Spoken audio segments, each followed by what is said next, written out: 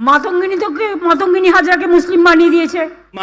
माता गिनी हाजरा हजरा ये 1942 में वंदे मातरम कह के ये भारत छोड़ो आंदोलन की प्रहरी बनकर सामने आई थी। मुस्लिम थी, मुस्लिम थी, मुस्लिम थी, मुस्लिम थी, मुस्लिम थी, वंदे मातरम का नारा दे रही थी। আমাকে তো সারাক্ষণ বানায়, আপনারা জানেন। আমার তাতে গায়ে ফোসকা পড়ে না। তোরা যত বলবি তত খুশি হব আমি।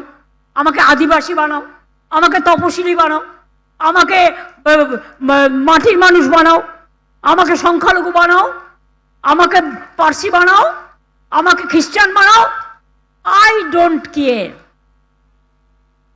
I dare.